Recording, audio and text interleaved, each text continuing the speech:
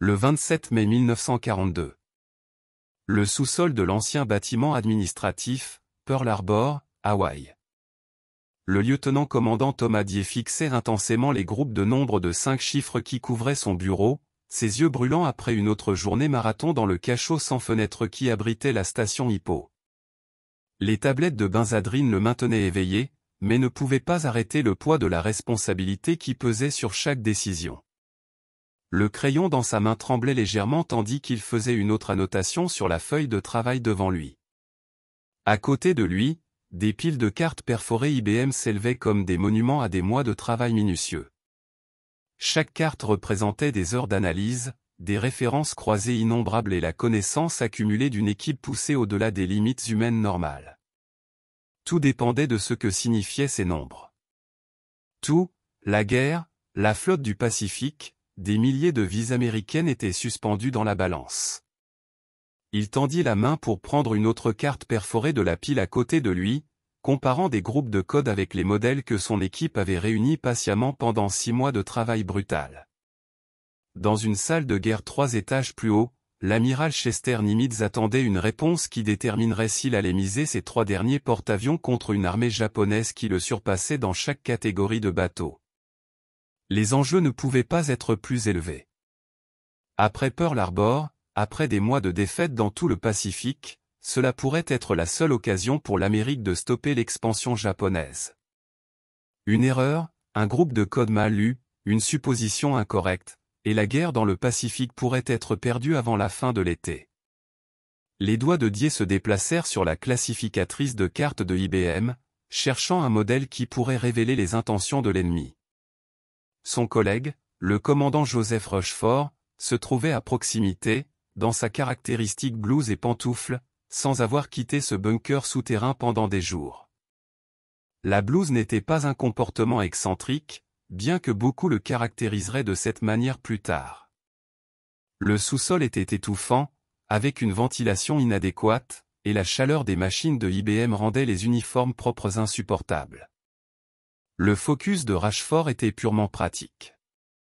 Les résultats comptaient plus que le protocole militaire dans cet espace de travail étroit et suant, où se décidait le destin des nations avec des hommes penchés sur des feuilles de code et des cartes perforées. Aucun des deux hommes ne savait que dans la semaine suivante, leur travail allait changer le cours de la Seconde Guerre mondiale. Les interceptions de messages étaient claires sur une chose. La marine impériale japonaise était en train de planifier l'opération la plus grande depuis Pearl Harbor. 4 porte-avions, des dizaines de bateaux de guerre de soutien et des centaines des aviateurs navals les plus expérimentés du monde se rassemblaient vers un objectif désigné par 2 lettres dans le code japonais AF. La question qui tourmentait tous les hommes dans ce cachot souterrain était simple mais dévastatrice. Qu'est-ce que AF? Où allait-il attaquer les Japonais ensuite? S'il se trompait, l'Amérique allait perdre la guerre dans le Pacifique avant la fin de l'été. Les mathématiques du désastre potentiel étaient brutalement simples. Le Japon possédait 10 porte-avions. L'Amérique en avait 3 dans le Pacifique, et l'un d'eux, le Yorktown, était gravement endommagé depuis la bataille de la mer de Corail à peine quelques semaines auparavant.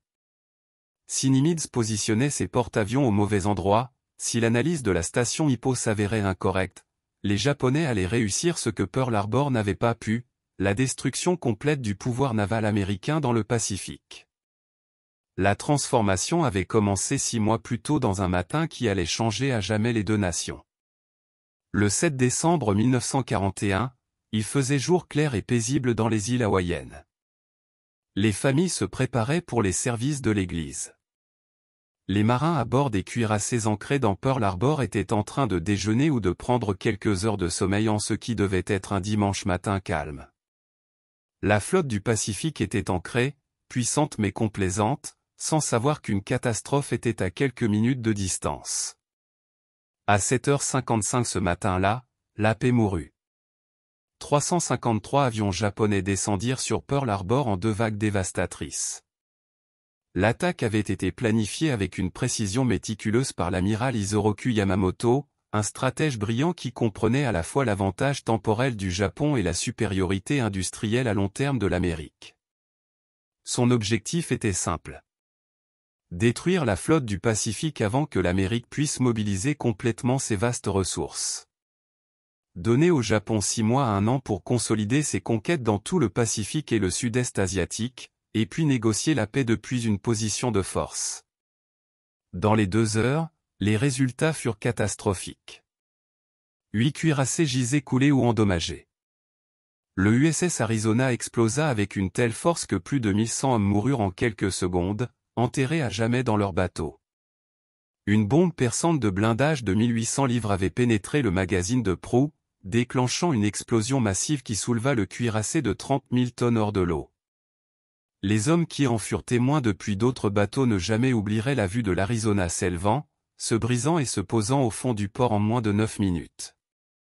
Le USS Oklahoma se renversa après que les impacts de torpilles ouvrirent des trous massifs dans son côté bâbord, piégeant 429 marins et marines à l'intérieur de sa coque. Certains survivants restèrent dans des poches d'air pendant des jours, leurs coups désespérés sur la coque audibles pour les équipes de sauvetage qui ne pouvaient pas les atteindre à temps. Le USS West Virginia se posa au fond du port avec 106 membres de l'équipage perdus. Contrairement à l'Oklahoma et à l'Arizona, le West Virginia serait finalement renfloué, réparé et retournerait au service, combattant dans des batailles importantes du Pacifique. Mais le 7 décembre, c'était juste un autre symbole de la vulnérabilité américaine. Plus de 180 avions détruits à terre, hangars et installations de maintenance détruits, 2403 Américains morts avec le décompte des pertes qui révélait la nature intégrale de la dévastation. Marine 2008, Corps des Marines 109, Armée 218, et Civils 68. 1 millier de blessés. La flotte du Pacifique, le bouclier de l'Amérique contre l'expansion japonaise, gisait en morceaux. L'amiral Usban Kimmel, commandant de la flotte du Pacifique, vit son commandement brûler depuis les fenêtres de son quartier général. Alors qu'il se trouvait là, encore essayant de comprendre l'ampleur du désastre, une balle usée brisa la vitre à côté de lui. Il se baissa pour ramasser le projectile déformé, l'examina pendant un long moment, et puis dit à voix basse à un aide qui se trouvait à proximité qu'il aurait été miséricordieux s'il l'avait tué. Kimmel comprit que sa carrière était terminée, qu'il allait supporter la responsabilité du plus grand désastre militaire de l'Amérique. Dans les jours qui suivirent, il allait être relevé de son commandement, remplacé par l'amiral Chester Nimitz. Sa demande d'un procès pour laver son nom serait rejetée. La culpabilité pour Pearl Harbor le suivrait jusqu'à sa tombe, mais l'attaque, dévastatrice comme elle l'était, avait échoué à atteindre les objectifs les plus précieux. Les 3 porte-avions de la flotte du Pacifique étaient absents ce matin-là. L'entreprise revenait de livrer des avions à l'île de Wake, retardée par le temps qui allait s'avérer providentiel. Le Lexington était en train de faire voler des avions vers Midway. Le Saratoga était en cale sèche sur la côte ouest, subissant une maintenance. Les porte-avions, et non les cuirassés, allaient gagner cette guerre, même si peu de gens le comprenaient encore. L'ère du cuirassé en tant qu'arme navale dominante était en train de se terminer. L'ère de la guerre de porte-avions était en train de commencer, et l'Amérique, grâce à une combinaison de chance et d'erreurs japonaises, possédait encore ses porte-avions. Les Japonais avaient également ignoré les réservoirs de stockage de carburant de Pearl Harbor, des installations massives qui contenaient des millions de gallons de pétrole qui maintenaient la flotte opérationnelle. Ils avaient passé sous silence les installations de réparation, les cales sèches, la base de sous-marins et les infrastructures de l'arsenal naval. Les planificateurs japonais avaient supposé que celle-ci serait sans importance après que la flotte ait été détruite. Ils se trompaient catastrophiquement. Ces installations intactes allaient permettre à Pearl Harbor de servir de base de lancement pour la contre-offensive du Pacifique de l'Amérique. Les sous-marins basés là-bas allaient dévaster le transport de marchandises japonais. Les chantiers navals allaient ressusciter des bateaux endommagés, y compris certains que les Japonais croyaient avoir coulés. Dans les mois qui suivirent, Pearl Harbor allait se transformer d'un symbole de défaite en un essaim d'activités qui soutiendrait l'effort de guerre. Dans ce cachot souterrain à Pearl Harbor, le commandant Joseph Rochefort avait hérité d'une tâche impossible. La station Hippo, l'unité de renseignement de signaux de la marine à Hawaï, avait été en train de suivre les communications japonaises pendant des années, mais avec un succès limité. La désignation officielle de l'unité était Unité de radio de la flotte du Pacifique, mais tout le monde l'appelait la station Hippo, en utilisant le code phonétique pour H, qui signifiait Aya, Hawaï, où se trouvait l'une des tours d'interception de radio. Avant Pearl Harbor, il pouvait lire peut-être 10 à 15% des messages navals japonais, et la plupart d'entre eux seulement partiellement. C'était suffisant pour fournir une certaine valeur de renseignement, mais nullement suffisant pour prédire des opérations importantes comme l'attaque de Pearl Harbor. Le code opérationnel principal japonais, que les analystes de cryptographie américains désignaient JN25, consistait en environ 30 000 à 33 000 groupes de nombres de 5 chiffres en usage réel, chaque groupe représentant un mot ou une phrase. Le système était ingénieux dans sa complexité. Chaque groupe de 5 chiffres du livre de code représentait un mot, une phrase ou un concept spécifique. Pour rendre la décodification encore plus difficile, les Japonais supercodifiaient ces groupes de code en utilisant des tables supplémentaires. En essence, ils chiffraient les messages 2 fois. Tout d'abord, le message était codé en utilisant le livre de code. Ensuite, des nombres de 5 chiffres aléatoires de livres supplémentaires étaient ajoutés à chaque groupe de code en utilisant une somme non portante. Le résultat était un message qui ressemblait à des nombres aléatoires résistants à l'analyse de fréquences et à la reconnaissance de modèles. Rompre ce système nécessitait d'éliminer la couche additive à travers l'analyse mathématique, et puis de déterminer le sens de chaque groupe de code de 5 chiffres à travers l'analyse minutieuse des modèles d'utilisation dans des milliers de messages interceptés. Les analystes de cryptographie devaient identifier quelle table additive avait été utilisée pour chaque message, soustraire ces quantités pour révéler les groupes de codes originaux, et puis découvrir ce que signifiait chaque groupe de code. Et les Japonais changeaient à la fois les livres de code et les tables supplémentaires régulièrement, forçant les analystes de cryptographie à recommencer à zéro une fois de plus. Le système additif utilisait des livres qui contenaient 300 pages, chaque page comportant son nombre de 5 chiffres aléatoires. Pour chiffrer un message, l'expéditeur commençait à une page et à une ligne spécifique, ajoutant chaque nombre additif successif au groupe de code correspondant. Le destinataire, sachant le point de départ, pouvait soustraire les mêmes additifs pour récupérer les groupes de codes originaux. Pour les analystes de cryptographie américains, identifier quel livre additif et quel point de départ avait été utilisé était le premier défi. Parfois, ils pouvaient déterminer cela à travers des signaux d'appel radio ou des indicateurs de messages. Parfois, ils devaient essayer des centaines de possibilités. Le 1er décembre 1941, juste 6 jours avant Pearl Harbor, les Japonais avaient changé pour une nouvelle version de JN25, désignée JN25B par les analystes américains. La nouvelle version utilisait un livre de code différent et de nouvelles tables supplémentaires, forçant les analystes de cryptographie à recommencer à zéro. Chaque groupe de code qu'ils avaient identifié patiemment était devenu inutile du jour au lendemain. Chaque technique de récupération d'additifs qu'ils avaient développée pourrait ne plus fonctionner. Ils étaient de retour au début, regardant des flux de nombres de 5 chiffres qui auraient pu être des hiéroglyphes. Rashford savait qu'une attaque se préparait quelque part. L'analyse de trafic, l'étude des modèles de communication sans lire les messages réels, avait montré une augmentation de l'activité navale japonaise. Les indicateurs de appel radio changeaient plus fréquemment. Le volume de trafic augmentait. Les bateaux se déplaçaient. Quelque chose de grand se préparait. Mais la force d'attaque japonaise qui avait attaqué Pearl Harbor avait maintenu un silence radio parfait pendant son voyage depuis le Japon. Les 6 porte-avions et leurs escortes n'avaient rien transmis. On ne peut pas suivre les bateaux qui n'émettent pas de signaux.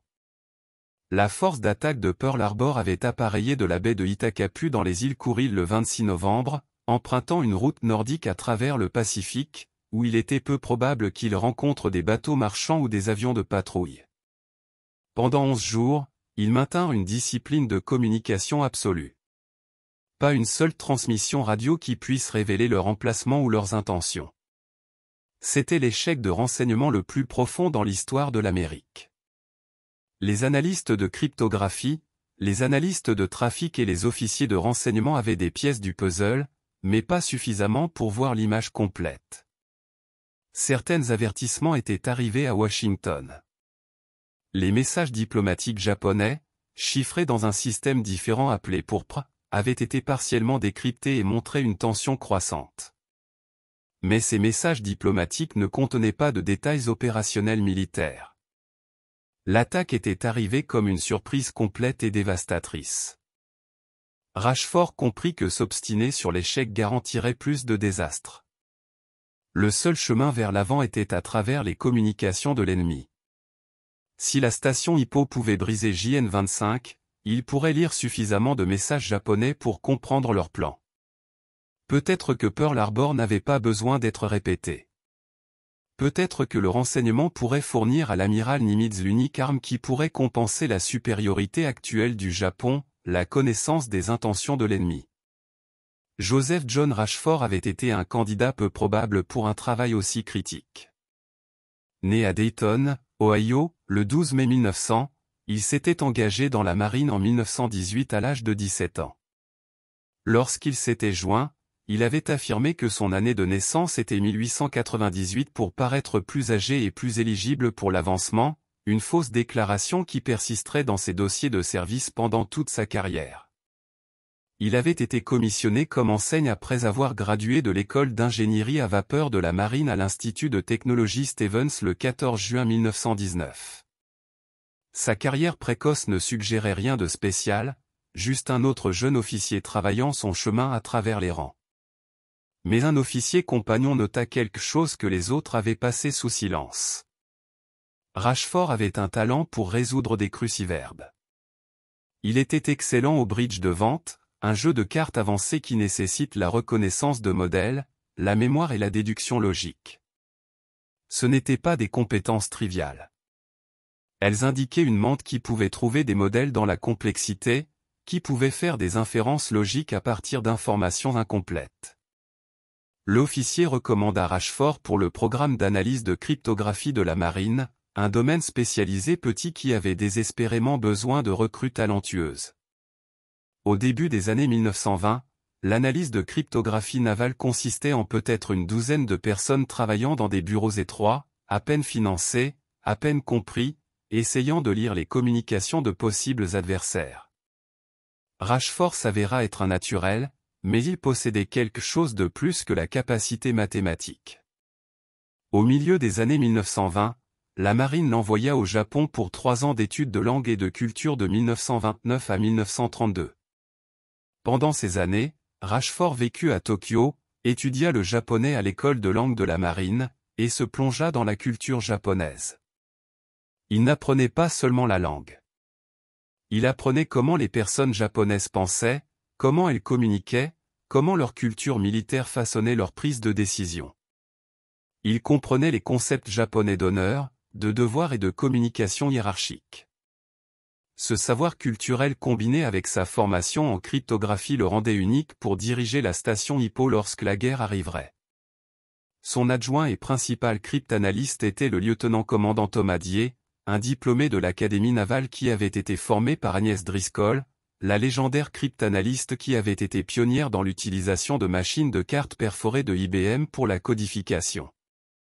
Driscoll, connue dans toute la communauté cryptanalytique comme Miss Aggie, avait été en train de briser des codes depuis la Première Guerre mondiale. Elle avait formé beaucoup des meilleurs analystes de cryptographie de la marine et avait fait des avancées cruciales contre les codes navals japonais dans les années 1920 et 1930. Son insight que les machines tabulatrices de IBM pouvaient être adaptées pour la cryptanalyse avait révolutionné le domaine. Dier avait été stationné à Pearl Harbor depuis 1936, plus longtemps que quiconque dans l'unité. Il possédait une mémoire encyclopédique pour les groupes de code et une capacité presque surnaturelle à reconnaître des modèles dans des nombres apparemment aléatoires. Il pouvait regarder un message partiellement décrypté et deviner ce que pourraient représenter les groupes de code manquants en fonction du contexte et des modèles d'utilisation d'autres messages. Pendant la période intense qui mena à Midway, Dier travailla souvent des postes étendus avec l'aide de tablettes de benzadrine pour rester éveillé. Les amphétamines étaient de distribution standard pour le personnel qui travaillait sur des affectations critiques qui nécessitaient d'être éveillés pendant des périodes prolongées. Il y avait des gens là-bas qui étaient sous le feu, expliqua Dié plus tard dans des entretiens d'histoire orale. Si cela causait du tort à ma santé à long terme, qu'est-ce que cela faisait? Ses collègues plaisantaient que le panneau sur son bureau était précis lorsqu'il disait « Vous n'avez pas besoin d'être fou pour travailler ici, mais cela aide ». Le panneau, visible pour quiconque entrait dans la section de cryptanalyse, capturait la réalité du travail. La section de cryptanalyse était en fait un endroit étrange selon les normes militaires. Les officiers travaillaient en blouse et pantoufles lorsque la chaleur devenait insupportable dans les installations du sous-sol. Les machines de IBM généraient une chaleur tremende, et la ventilation inadéquate du sous-sol rendait les uniformes propres impraticables pendant des séances de travail marathon. La discipline militaire formelle s'évapora en faveur des résultats. Le rang importait moins que la compétence analytique.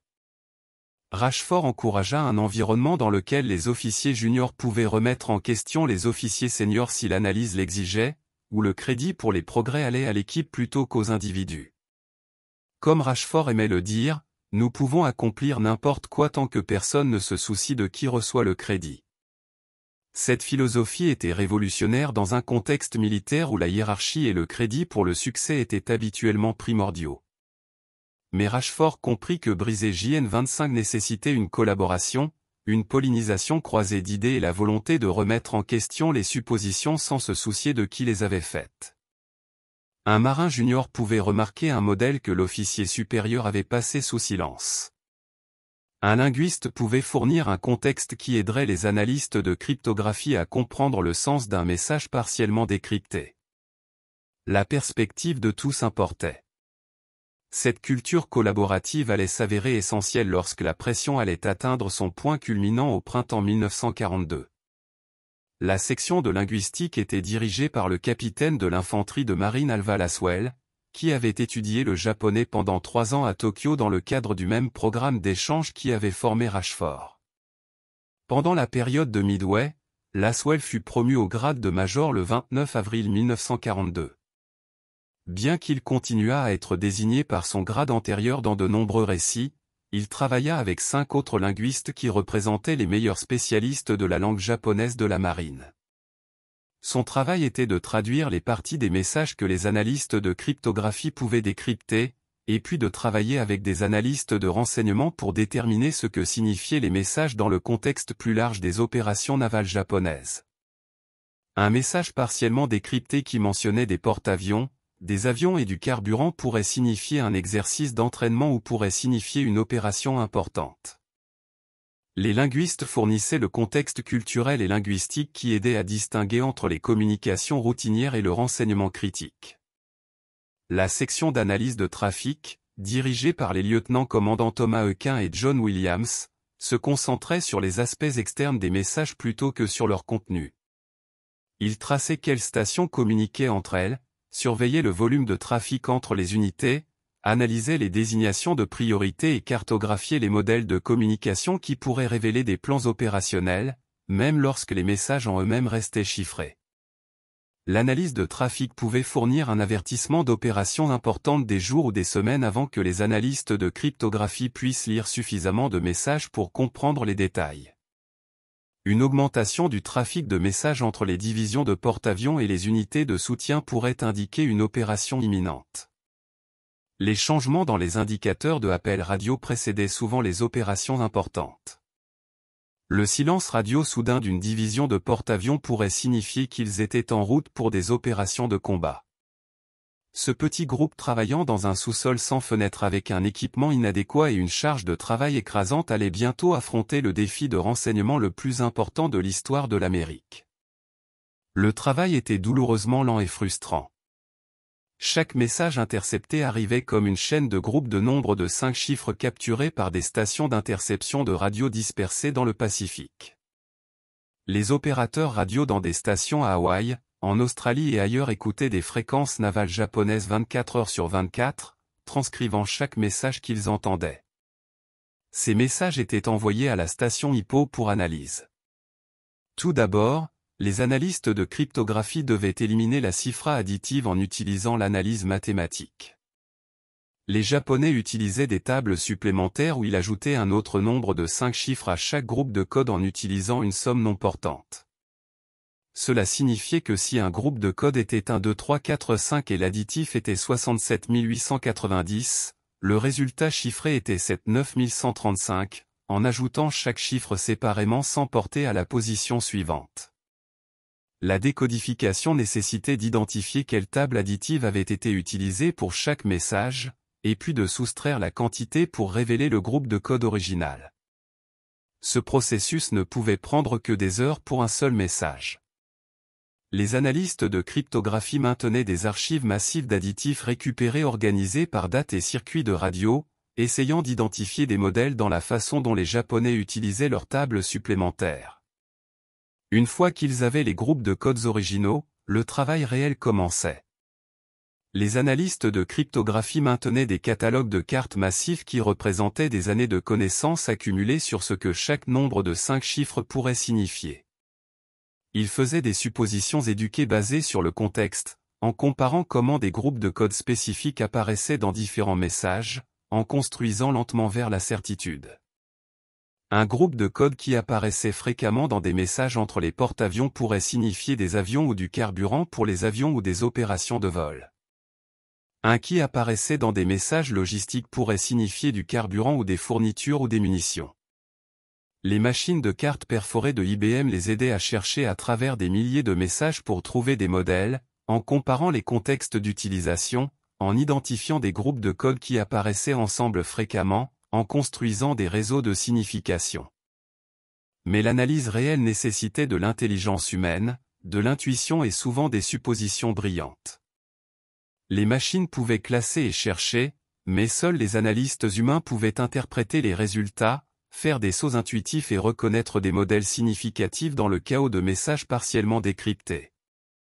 C'était un travail de détective de la plus haute ordre, qui nécessitait de la précision mathématique, de la connaissance linguistique, de la compréhension culturelle et de la pensée créative. À la fin du mois de mars 1942, la station Hippo avait fait suffisamment de progrès contre JN-25 pour pouvoir fournir un renseignement utile sur les opérations japonaises.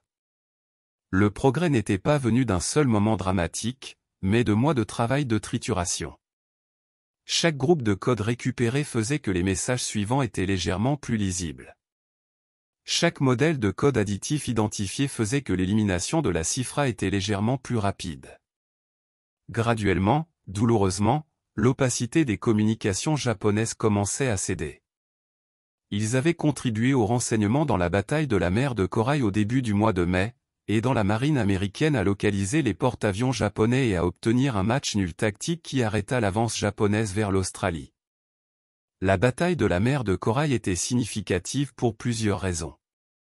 C'était la première bataille navale de l'histoire où les forces adverses ne s'étaient jamais approchées à la vue l'une de l'autre. Tout le combat s'était déroulé par avion.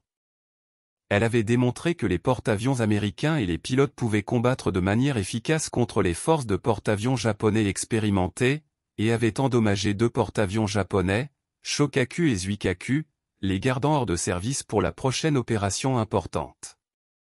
Mais le travail restait frustrant et incomplet. Même dans leurs meilleurs moments, ils ne pouvaient lire que peut-être 30 à 40% de n'importe quel message donné.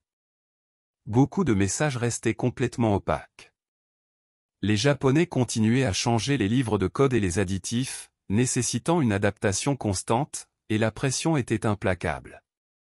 Chaque message pouvait contenir du renseignement qui pourrait sauver des vies américaines ou prévenir un autre désastre. Chaque heure passée sur un message qui ne produisait rien était une heure qui aurait pu être passée sur quelque chose de plus productif. Les analystes de cryptographie travaillaient avec la connaissance que leur succès ou leur échec serait mesuré en pertes américaines. Ensuite, à la mi-mai, ils commencèrent à intercepter des messages sur une opération massive. Le volume de trafic augmenta dramatiquement. Des messages volaient entre le quartier général de la flotte combinée, les divisions de porte-avions, les escadrilles de sous-marins, les divisions de cuirassés et les forces d'invasion. Tous pointaient vers une offensive importante prévue pour le début de juin. La sécurité opérationnelle japonaise était bonne, mais ils devaient communiquer pour coordonner une opération complexe qui impliquait des dizaines de bateaux opérant à travers des milliers de miles d'océan. Chaque message, même s'il n'était que partiellement lisible, fournissait une autre pièce du puzzle. L'objectif était désigné AF dans le système de code de localisation japonais. La station Hippo croyait que AF signifiait l'île de Midway, un petit atoll de 1300 miles au nord-ouest de Hawaï qui abritait une petite mais stratégiquement importante base aérienne américaine. Midway consistait en 2 petites îles, Sand Island et Eastern Island, entourées par un récif de corail. L'atoll mesurait à peine un peu plus de 2 miles de large, mais sa localisation le rendait crucial. Si le Japon capturait Midway, il menacerait Hawaï lui-même et posséderait une base à partir de laquelle il pourrait interrompre les communications américaines à travers le Pacifique central. Plus important encore, une opération japonaise contre Midway obligerait les porte-avions américains restant à une bataille décisive. L'amiral Yamamoto désirait désespérément détruire ces porte-avions. Il savait que la capacité industrielle du Japon ne pourrait jamais égaler celle de l'Amérique une fois que les chantiers navals américains commenceraient à produire des porte-avions en quantité. Le Japon devait gagner la guerre en 1942 tandis qu'il maintenait encore la supériorité numérique et opérationnelle. Mais à Washington, le Centre d'analyse de cryptographie de la marine, désigné OP-20G, était en désaccord avec l'analyse de la station Hippo. OP-20G, situé dans le bâtiment du département de la marine à Washington, était censé être l'organisation supérieure. Ils avaient plus de personnel, de meilleurs équipements et l'avantage d'être situés au centre du pouvoir naval, mais il manquait du focus spécialisé de la station Hippo dans le théâtre du Pacifique et de l'expérience accumulée de l'équipe de Rashford avec les communications navales japonaises. Les analystes de Washington croyaient que AF pourrait être les îles Aléoutiennes en Alaska. Certains pensaient que cela pourrait être une nouvelle offensive dans le Pacifique Sud vers Port Moresby, Fidji ou Samoa. D'autres craignaient une attaque contre Hawaï lui-même ou même contre la côte ouest américaine. Sans certitude sur l'objectif, l'amiral Nimitz ne pouvait pas positionner ses forces de manière efficace. S'il concentrait ses porte-avions près de Midway et que les Japonais attaquaient ailleurs, il perdrait à la fois ses bateaux et l'objectif réel de l'offensive japonaise. La différence s'intensifia à la fin du mois de mai. OP-20G avait été récemment réorganisé. Lawrence Safford, un analyste de cryptographie brillant connu comme le père de la cryptographie navale, avait été remplacé par le commandant John Redmond, un officier de communication avec peu d'expérience en cryptanalyse. Redmond était compétent dans son domaine précédent, mais, comme le nota une évaluation, il n'était pas formé à l'analyse de cryptographie. Il apporta une perspective d'officier de communication à une organisation analytique, mettant l'accent sur les procédures appropriées et la chaîne de commandement plutôt que sur les insights analytiques. La bataille bureaucratique entre la station Hippo et OP-20G n'était pas seulement sur l'emplacement de l'attaque japonaise. C'était sur le contrôle du renseignement naval. Rashford rendait compte directement à l'officier de renseignement de Nimitz, le lieutenant-commandant Edwin Layton, son ami depuis leurs années ensemble à étudier le japonais à Tokyo de 1929 à 1932. Cette communication directe fonctionnait brillamment dans le théâtre du Pacifique. Le renseignement arrivait au commandant qui en avait besoin sans retard bureaucratique, mais cela enragea la structure de commandement de Washington. Rashford sautait la chaîne de commandement établie, fournissant du renseignement directement au commandant de la flotte au lieu de le router à travers les canaux officiels et OP-20G pour validation. Depuis la perspective de Washington, cela violait la procédure appropriée et sapait le contrôle centralisé de l'analyse de renseignement. Depuis la perspective de Rashford, la guerre n'attendait pas la bureaucratie, et l'amiral Nimitz avait besoin de renseignements immédiatement, et non après qu'il ait été révisé, remis en question et retardé par de multiples niveaux de commandement à Washington. L'amiral Ernest King, le chef des opérations navales qui commandait toute la marine américaine, avait plus confiance en son personnel à Washington qu'en cet arrangement informel à Hawaï. King était un homme brillant mais difficile, connu pour sa personnalité abrasive et son insistance sur la procédure appropriée. Il se méfiait de l'approche informelle de Rachford et de sa relation directe avec Nimitz. Le commandant John Redmond, qui dirigeait OP-20G, ressentait l'indépendance de Rachford et insista sur le fait que toute analyse de renseignement devrait être centralisée à Washington, où elle pourrait être contrôlée et coordonnée de manière appropriée. La différence n'était pas seulement sur le territoire bureaucratique. Des vies étaient en jeu. Si Nimitz positionnait ses 3 porte-avions près de Midway et que les Japonais attaquaient ailleurs, il perdrait à la fois ses bateaux et l'objectif réel de l'offensive japonaise. La flotte du Pacifique ne pourrait pas soutenir un autre désastre comme celui de Pearl Harbor. Si ces 3 porte-avions étaient coulés, rien ne se mettrait entre le Japon et Hawaï, à l'exception de quelques sous-marins et d'avions basés à terre. La côte ouest serait vulnérable. La position américaine dans le Pacifique s'effondrerait.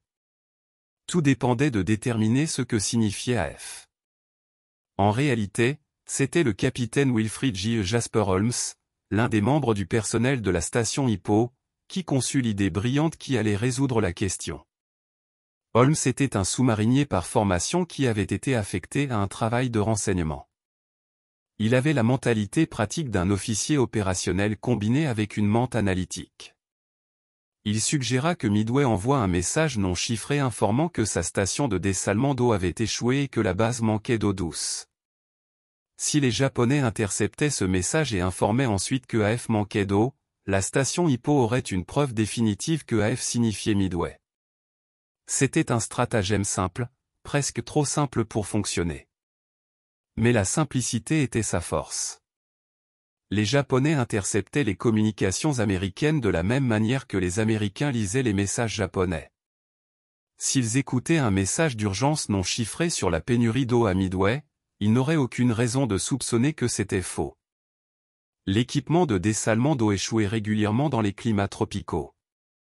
Une pénurie serait un résultat naturel de l'échec de l'équipement.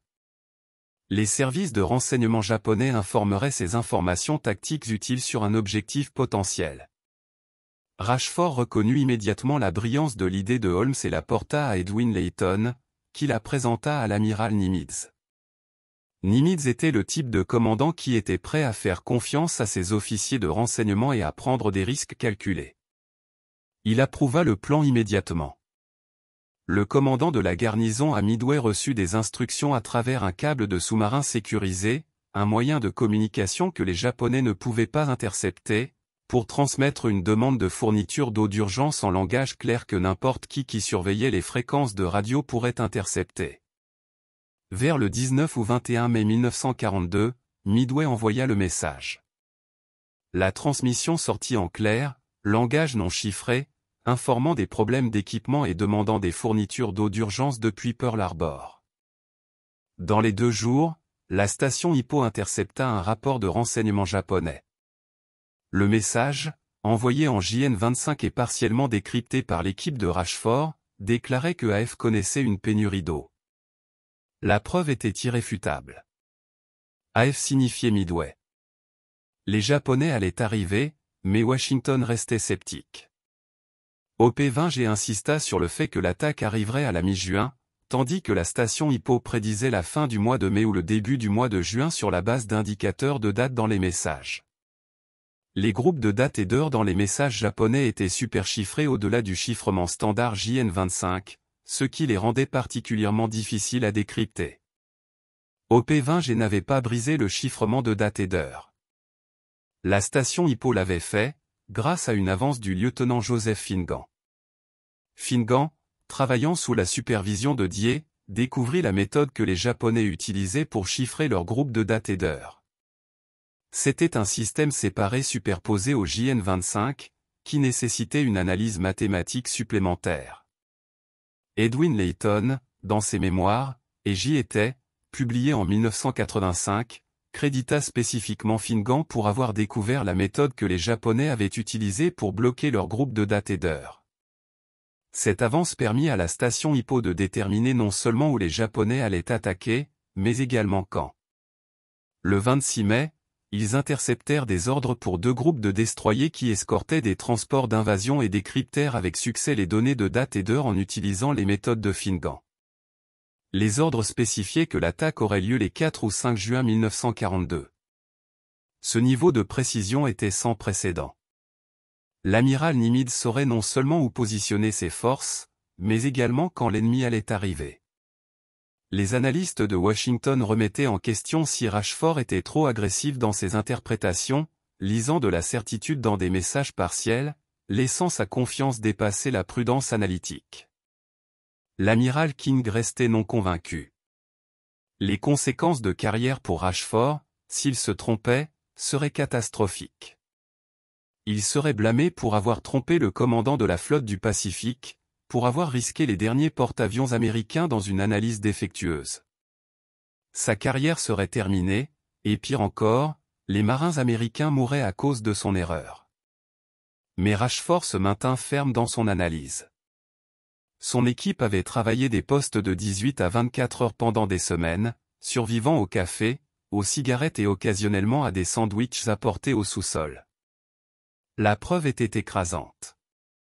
Le volume de trafic de messages, les unités impliquées, les préparatifs logistiques, les indicateurs de date et la confirmation de l'eau, tout pointait vers la même conclusion.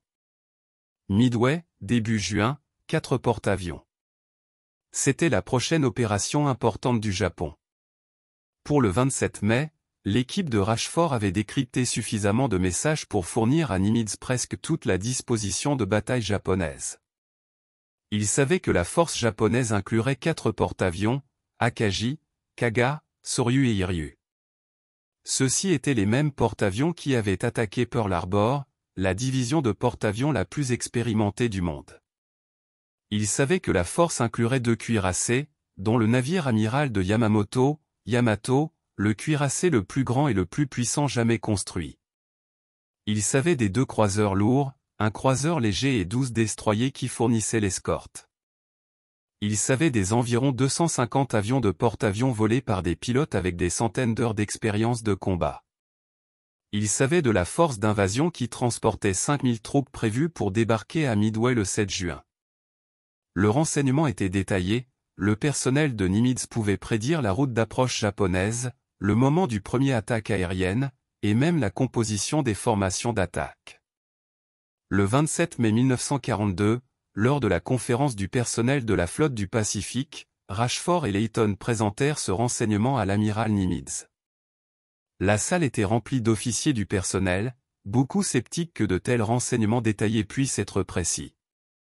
Rushford, toujours en blouse, les mena à travers l'analyse, expliquant comment chaque conclusion avait été atteinte, leur montrant les messages partiellement décryptés, démontrant le processus analytique qui avait produit une telle information spécifique. Aucune marine dans l'histoire n'avait possédé un tel renseignement complet sur les plans opérationnels d'un ennemi avant que la bataille ne commence. C'était un exploit cryptanalytique qui ne se répéterait jamais à cette échelle. La combinaison de l'avance de la station Hippo contre JN-25, du volume de communication japonaise et de la supposition japonaise que leur code était sûr, avait créé une fenêtre de renseignement parfaite. Nimitz savait maintenant des choses que beaucoup d'officiers japonais ne savaient pas. Il comprenait la stratégie de Yamamoto mieux que certains des subordonnés de Yamamoto. Mais le renseignement seul ne gagne pas les batailles. Nimitz faisait face à un calcul terrible. Il avait 3 porte-avions, Enterprise, Hornet et Yorktown. L'Enterprise et le Hornet étaient en bon état, mais le Yorktown était gravement endommagé. Le porte-avions avait été endommagé sévèrement dans la bataille de la mer de Corail, avec des estimations initiales de 3 mois de réparation dans le chantier naval de Puget Sound sur la côte ouest. Des dommages structurels sur le pont de vol, des dommages au système de carburant, des incendies qui avaient tué des dizaines de membres de l'équipage. Le Yorktown devrait être hors service jusqu'à la fin de l'été. Nimitz prit une des décisions les plus importantes de la guerre. Il dit aux équipes de réparation à Pearl Harbor qu'ils avaient 3 jours pour rendre le Yorktown apte au combat. Pas complètement réparé, pas restauré à des conditions parfaites, mais fonctionnel suffisamment pour lancer et récupérer des avions pour combattre une bataille de plus. Les équipes de réparation pensaient que c'était impossible. On leur demandait de réaliser en 72 heures ce qui prendrait normalement 90 jours. Ce qui suivit fut presque un miracle d'effort industriel. Le Yorktown entra dans la cale sèche numéro 1 à 11 h le 28 mai. Plus de 1400 travailleurs encombrèrent le bateau, travaillant 24 heures sur 24. Des soudeurs réparèrent les dommages structurels sur le pont de vol. Des électriciens restaurèrent les systèmes endommagés. Des équipes de contrôle des dommages rafistolèrent les trous. Certaines réparations étaient des solutions temporaires qui nécessiteraient une réparation adéquate plus tard, mais elles dureraient pour une bataille de plus. Le bateau transportait encore des équipes de réparation lorsqu'il partit le matin du 30 mai, se dirigeant pour rejoindre l'Enterprise et le Hornet. Environ 48 à 72 heures de travail de réparation réelle, comprimés en 3 jours du calendrier. Un exploit notable qui permit la participation cruciale du Yorktown à la bataille.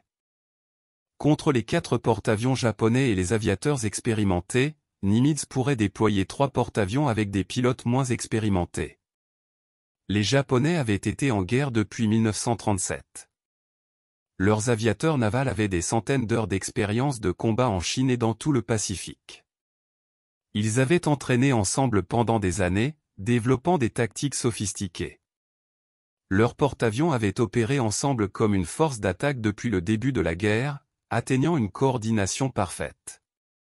La doctrine de porte-avions américaine était encore en évolution. Beaucoup de pilotes américains n'avaient jamais vu le combat. Certains n'avaient qu'une formation de base en opération de porte-avions. La disparité en expérience était énorme. Mais Nimitz avait l'avantage final que Rochefort lui avait donné, un renseignement parfait.